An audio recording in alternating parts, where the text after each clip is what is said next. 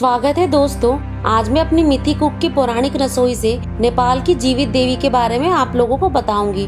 दोस्तों, मूर्तियों की पूजा तो हम सभी करते हैं और मूर्तियों में प्राण प्रतिष्ठा तो सभी लोगों ने देखी है, लेकिन आज जो मैं आपको कहानी बताऊंगी यह एक जीवित माता है जिनकी पूजा नेपाल के लोगों द्वारा की जाती है। दोस्तों, यह है नेपाल की जीवित देवी कुमारी देवी। जब नेपाल में अप्रैल 2015 में भूकंप आया था तो अत्यधिक तीव्रता से आए भूकंप ने नेपाल की जमीन को हिलाकर रख दिया था।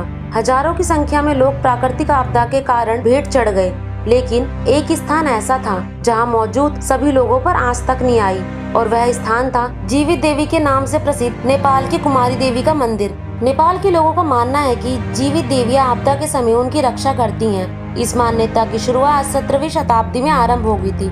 तब से लेकर अब तक नेपाल निवासी छोटे बच्चे को देवी का रूप मानकर उन्हें मंदिरों में रखकर उनकी पूजा करते हैं और उन्हें समाज और परिवार से अलग रहना पड़ता है। उन्हें कुमारी देवी के घर में रखा जाता है, जहां रहकर वे अपना ज्यादा समय पढ़ाई और धार्मिक कार्यों में बिताती हैं। वे केवल त्योहार के समय ही घर से बाहर निकल सकती हैं, लेकिन उनके पाँव जमीन पर नहीं पड़ने चाहिए।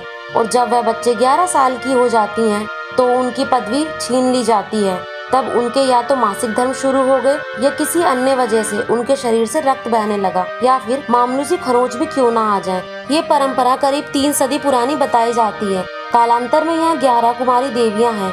जैसे ही एक कन्या से वो देवी की उपाधि वापस ले ली जाती है, तो उस रिक्त स्थान की पूर्ति के लिए कुमारी देवी की चयन प्रक्रिया शुरू कर दी जाती है। आइए जानते हैं कि आखिर कौन होती है कुमारी देवी और कैसे होता है उनका चयन। इन बच्चियों को शाक्य और वज्राचार्य की जाति से चुना जाता है। कुमारी देवी का चयन के लिए जन्म कुंडली में मौजूद ग्रह नक्षत्र भी बड़ी भूमिका निभाते हैं।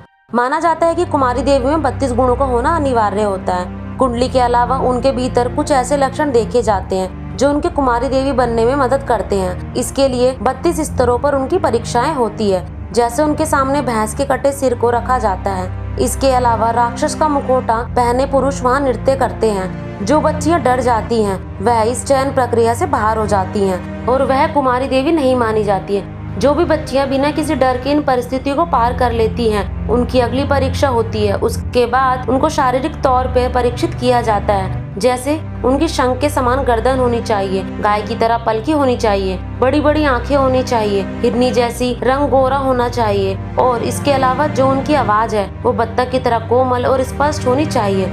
उनके बाल काले, घने और लंबे होने चाहिए। 20 दांत होने चाहिए। इसके बाद चयनित कन्या को कुमारी नाम दे दिया जाता है। इन बच्चियों को अविनाशी अर्थात जिसका अंत नहीं हो सकता कहा जाता है। उसे माँ का अवतार मानकर कुमारी देवी बनाया जाता है। इसके बाद इन 3 साल की बच्चियों को अपने परिवार से अलग कर दिया जाता है। कुमारी देवी की पदवी से हटने के बाद उन्हें आजीवन पेंशन तो मिलती है, लेकिन नेपाली मान्यताओं के अनुसार यह कहा जाता है कि जो भी पुरुष इन कन्याओं से यानी कि पूर्व कुमारी देवी से विवाह करता है उसकी मृत्यु कम उम्र में हो जाती है। इसलिए कोई भी पुरुष उनसे विवाह करने के लिए तैयार नहीं होता, जिस कारण वे आजीवन कुमारी रह जाती है। मित्रों, ये बात सही है कि नेपाल की यह परंपरा अन्य परंपराओं की तरह एक आस्था का विषय है जो सम्मान करने योग्य है, लेकिन इससे इनकार भी नहीं किया जा सकता कि इस आस्था में कुमारी देवी बनाने वाली बच्ची का बचपन तो दूर ही हो जाता है, साथ में कुमारी देवी की पदवी से हटने के बाद जो जीवन बचता है उसमें भी कई परेशानियों का सामना करना पड़ता है। हमारा मानना है कि अपनी आस्था के साथ नेपाली हिंदू समाज को इन पहलुओं पर भी ध्यान देना चाहिए। लेकिन एक और सवाल जो यहाँ बनता है कि जिस तरह हिंदू धर्म में मूर्तियों में प्राण प्रतिष्ठा की जाती है और उन्हें एक देवता के रूप में बदला जाता है, और वैसे ही क्या किसी जीवित मनुष्य के साथ भी हो सकता है? इस बात पर सदगुरु जी का विचार है कि अगर हम किसी पत्थर की प्राण प्रतिष्ठा करके उसे एक देवी बना सकते हैं, तो अगर कोई इंसान सच में इच्छुक हो तो हम किसी इंसानी शरीर की प्राण प्रतिष्ठा करके उसे एक देवी क्यों नहीं बना सकते? या तो अपनी ही साधना से वो एक देवी बन सकती है, या जो किसी एक पत्थर को देवी में परिवर्तित कर सकता है, तो क्या वो किसी स्त्री को देवी में परिवर्तित नहीं कर सकता, या किसी पुरुष को देवता में? क्या ये संभव नहीं होना चाहिए? ये बिल्कुल संभव है। हमें ऐसी महिलाओं की जरूरत है जो अपने तर्क से अधिक सक्षम हो। हमें ऐसे पुरुषों की भी जरूरत है। हमें ऐसे मनुष्यों की जरूरत है जो जीवन का बोध करने, उसे समझने और उसका अनुभव करने में सक्षम हो, तर्क की भयानक सीमाओं से परे।